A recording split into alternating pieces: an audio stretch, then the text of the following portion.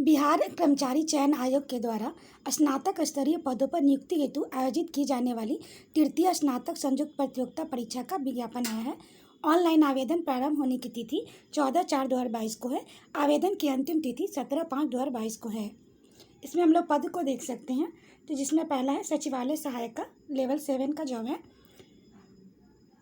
अगला है योजना सहायक, तीसरा है मलेरिया निरीक्षक, चौथा data entry operator grade C का जॉब है, पाँचवा अंगेक्षक। अगला है अंगेक्षक निदेशालय लेवल 5 का जॉब है। टोटल सीट हम लोग देख सकते हैं 2187 सीट है। इसकी शैक्षणिक योग्यता हम लोग देख सकते हैं। ऑनलाइन आवेदन समर्पित करने की अंतिम तिथि तक अभ्यर्थियों को मान्यता प्राप्त विश्वविद्यालय से स्नातक और उपरोक्त तालिका में वर्णित पदों के सामने उल्लेखित न्यूनतम शैक्षणिक योग्यता में उत्तीर्ण होना अनिवार्य है। आरक्षण हम लोग देख सकते हैं। ऑनलाइन आवेदन समर्पित करते समय नियत प्रविष्टि के अधीन इंगित आरक्षण का दावा नहीं करने पर किसी भी परिस्थिति में आरक्षण का लाभ देय नहीं होगा। उन्हें समान अनारक्षित श्रेणी में रखा जाएगा। समान प्रशासन विभाग परिपत्र संख्या 70 दिनांक 11/6/1996 एवं बिहार अधिनियम 15/2003 मूल के आलोक में राजनीतिक सेवाओं में आरक्षण का लाभ राज्य के मूलवासी को ही दे है। बिहार राज्य के बाहर निवासी अभ्यर्थी को आरक्षण का लाभ देय नहीं होगा, यानी बाहर के विद्यार्थी को नहीं मिलेगा।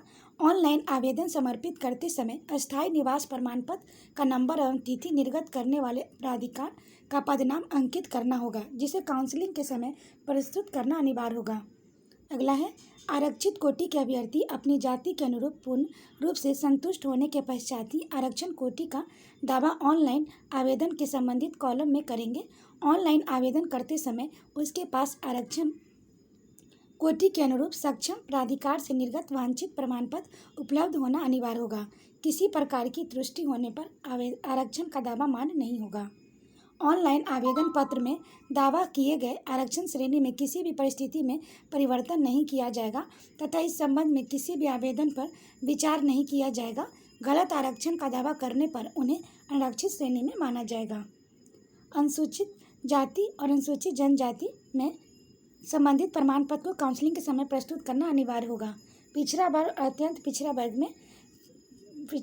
अत्यंत पिछड़ा वर्ग श्रेणी के अभ्यर्थियों द्वारा आवेदन में अंकित क्रीमी लेयर रहित प्रमाण पत्र को काउंसलिंग के समय मूल में प्रस्तुत करना आवश्यक होगा। 1 वर्ष से अधिक पुराने क्रीमी लेयर रहित प्रमाण पत्र में स्थिति में विहित प्रपत्र 8B को स्वघोषणा समर्पित करना होगा। काउंसलिंग के समय उक्त प्रमाण पत्र स्वघोषणा पत्र समर्पित नहीं करने पर अभ्यर्थी को आरक्षण का लाभ देय नहीं होगा। अगला है आरक्षण का दावा करने वाली विवाहित महिलाओं का जाति क्रीमी लेयर रहित प्रमाण पत्र उनके पिता के नाम एवं पता से निर्गत होना चाहिए, न कि उनके पति के नाम एवं पता से। अगला है समान प्रशासन विभाग का ज्ञापन 16/144 दिनांक 28/11/2012 के आलोक में नियुक्ति प्रोन्नति नामांकन की जारी प्रक्रिया के बीच आरक्षण कोटि में सुधार बदलाव नहीं किया जा सकता। अतः प्रारंभिक परीक्षा के लिए ऑनलाइन आवेदन प्राप्त होने की अंतिम तिथि तक जो अभ्यर्थी जिस आरक्षण श्रेणी में होंगे वही मान होगा। दिव्यांग अभ्यर्थियों के लिए है समान प्रशासन विभाग बिहार सरकार के संकल्प में ज्ञापन 13,062 दिनांक 12/10/2017 के प्रावधान के आलोक में दिव्यांग अभ्यर्थियों को क्षैतिज आरक्षण दे है। विभागों के प्राप्त अधियाचना में दिव्यांग कोटि के अभ्यर्थियों के हेतु आरक्षण पदों का संख्या विभागवार पदवार उपरोक्त तालिका में अंकित है। यदि कोई रिक्ति किसी उपपद निःशक्त व्यक्ति की अनुपलब्धता के कारण किसी अन्य पर्याप्त कारणों में भरा नहीं जाएगा तो ऐसी रिक्तियां नियमानुसार अगली नियुक्ति में अग्रसित हो जाएगी। दिव्यांगता संबंधित आरक्षण का दावा करने वाले अभ्यर्थियों को काउंसलिंग के समय समान प्रशासन विभाग के ज्ञापन दिनांक 12/10/2017 में संलग्न विहित प्रपत्र में दिव्यांगता प्रमाण पत्र समर्पित करना होगा, अन्यथा उनको दिव्यांगता के आधार पर आरक्षण का लाभ देय नहीं होगा।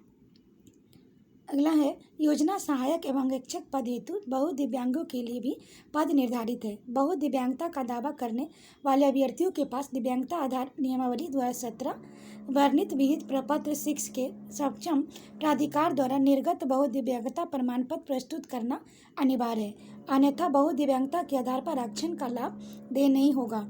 बहुदिव्यांग अभ्यर्थियों के लिए करणानित रिक्तियों की संख्या तालिका में अंकित है। अगला है स्वतंत्रता सेनानियों के पोता पोती नाती नातनी अभ्यर्थियों के लिए समान प्रशासन विभाग बिहार सरकार के प्रपत्र 25-26 दिनांक 18/2/2016 के आलोक में राज्य के वैसे स्वतंत्रता सेनानियों जिन्हें केंद्र द्वारा पेंशन स्वीकृति है पोता पोती नाती नातनी को 2% आरक्षण दे है। ऐसे अभ्यर्थियों के लिए कर्णानित रिक्तियों की संख्या तालिका में अंकित है।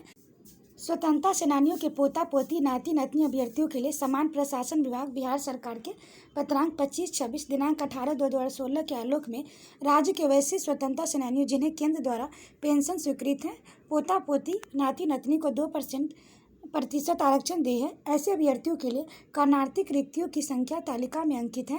क्षैतिज आरक्षण के अंतर्गत चयनित उम्मीदवार जिस आरक्षित गैर आरक्षित वर्ग से संबंधित होंगे उनकी गिनती उसी आरक्षित और गैर आरक्षित वर्ग में की जाएगी। ऐसे आरक्षण का दावा करने वाले अभ्यर्थियों के पास आवेदन करते समय अपने गृह जिला में जिला पदाधिकारी या उनके प्राधिकृत पदाधिकारी के हस्ताक्षर से निर्गत समान प्रशासन विभाग के पत्रांक 11,687 दिनांक 30/8/2016 के साथ संलग्न विहित प्रपत्र भूतपूर्व स्वतंत्रता सेनानी के पोता पोती नाती नतनी होने का प्रमाण पत्र निश्चित रूप से उपलब्ध होना चाहिए। स्वतंत्रता सेनानी के उत्तराधिकारी होने का परिचय पत्र मान्य नहीं है। अगला है समान प्रशासन विभाग बिहार सरकार के संकल्प संख्या 2342 दिनांक 15/2/2016 के अनुसार बिहार राज्य के सभी सरकारी सेवाओं संवर्गों के सभी स्तर के सभी प्रकार के पदों की सीधी नियुक्ति में आरक्षित एवं गैर आरक्षित कोटि में महिलाओं के लिए 35% क्षैतिज आरक्षण प्रदान किया जाएगा।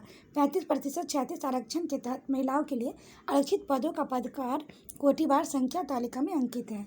समान प्रशासन विभाग बिहार सरकार अधिसूचना 26/22/2019 के आलोक में समान श्रेणी के आर्थिक रूप से कमजोर वर्ग के लिए ईडब्ल्यूएस के लिए 10% आरक्षण दे है। ऐसे अभ्यर्थियों के लिए कर्णार्थित रिक्तियों की संख्या तालिका में अंकित है। समान प्रशासन विभाग बिहार सरकार अधिसूचना 12,722 में 12/9/2014 के आलोक में किन्नर कोती हिजड़ा ट्रांसजेंडर व्यक्तियों को पिछड़े वर्ग से मिलने वाले आरक्षण का लाभ दे होगा।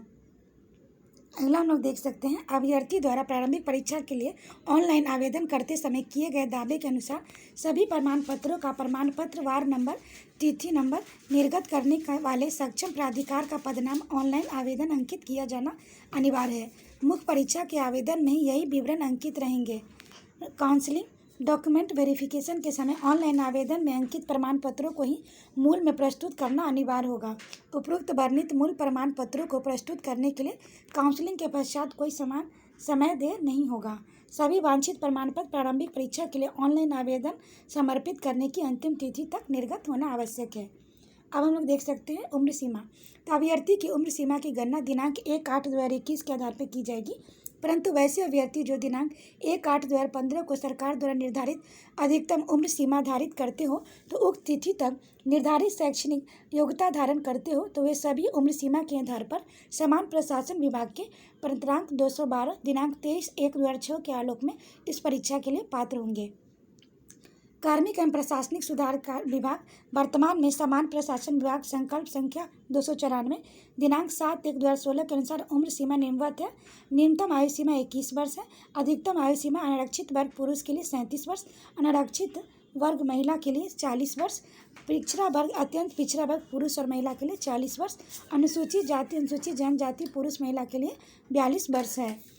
कार्मिक एवं प्रशासनिक सुधार विभाग समर्थित समान प्रशासन विभाग के संकल्प में ज्ञापन 2374 दिनांक 16/7/2007 के पत्रांक 13,107 दिनांक 20/9/2019 के आलोक में ऐसे सरकारी सेवक बिहार सरकार के नियमित रूप से नियुक्त सरकारी सेवक जो 3 वर्षों की निरंतर ध्यान रखेंगे 3 वर्षों की निरंतर सेवा पूर्ण कर चुके हो तो उच्चतर वेतनमान की सेवा संवर्ग की जाने की अधिकतम आयु 5 वर्षों की छूट अनुमान है। बिहार सरकार के सरकारी सेवक की आयु सीमा में छूट का दावा करने की स्थिति में सक्षम प्राधिकार द्वारा निर्गत प्रमाण पत्र काउंसलिंग के समय जमा करना अनिवार्य होगा, जिसमें यह स्पष्ट रूप से अंकित होना चाहिए अभ्यर्थी बिहार सरकार में निरंतर 3 वर्षों की सेवा पूर्ण कर चुके हैं।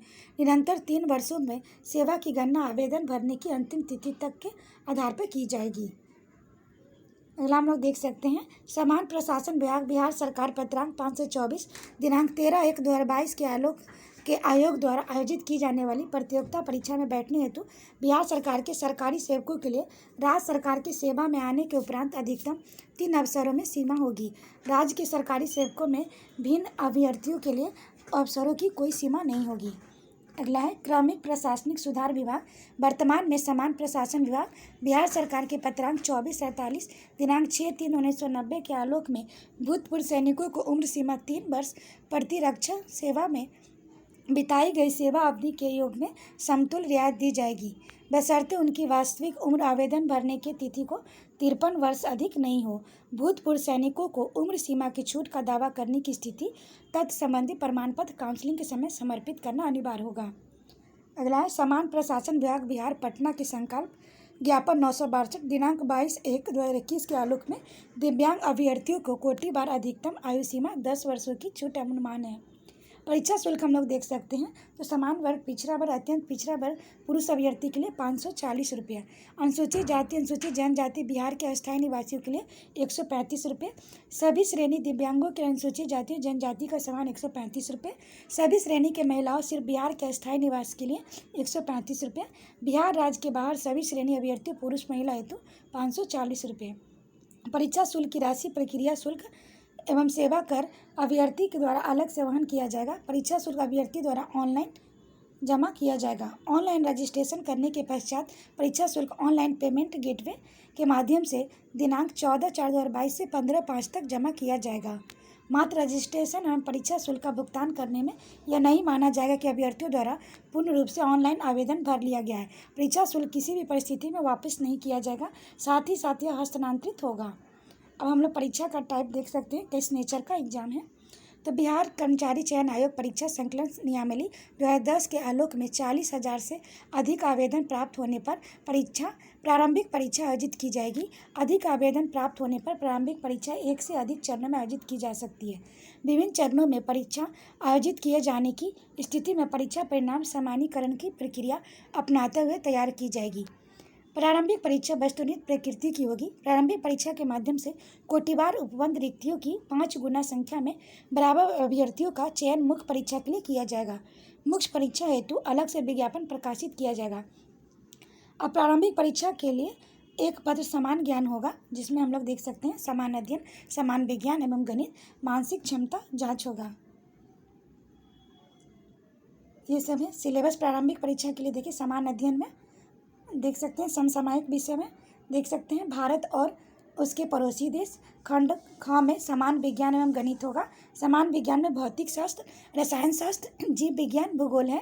गणित में संख्या पद्धति के संबंधित प्रश्न, पूर्ण संख्याओं का अभिकलन, दशमलव और भिन्न संख्याओं के बीच परस्पर संबंध, मूलभूत अंक, गणितीय संक्रिया, प्रतिशत, अनुपात, समानुपात, औसत, ब्याज और लाभ और हानि। खंड ग में मानसिक क्षमता जांच। इसमें शाब्दिक और गैर शाब्दिक दोनों प्रकार के प्रश्न पूछे जा सकते हैं। इस घटक में निम्न संबंधित यथासंभव प्रश्न पूछे जा सकते हैं। श्राद्धि, समानता, विभिन्नता, स्थान, कल्पना, समस्या समाधान, विश्लेषण, दृष्टि, स्मृति, विभेद, अवलोकन, संबंध, अवधारणा, अंक गणितीय, तर्क गणित, अंक गणित, संख्या श्रृंखला, कूट लेखन और कूट व्याख्या। क्वालिफाइंग मार्क्स हम लोग देख सकते हैं समान वर्ग के लिए 40% है, पिछड़ा वर्ग के लिए 36.50%, अत्यंत पिछड़ा वर्ग के लिए 34%, अनुसूचित जाति और जनजाति के लिए 32%, महिला सभी वर्ग के लिए 32%, दिव्यांग के सभी वर्ग 32%। आवेदन ऑनलाइन आवेदन करने की तिथि है, प्रारंभ तिथि 14/4/2022 ऑनलाइन आवेदन के भरने की अंतिम तिथि 17/5/2022 है। इसमें आप लोग अच्छे से प्रिपरेशन करें और जो तैयारी पीपीएससी के लिए कर सकते हैं वो सब इसमें भी आपको काम आ सकता है। तो एग्ज़ाम के लिए प्रिपेयर है और एक सीट को सुनिश्चित करें। Thank you.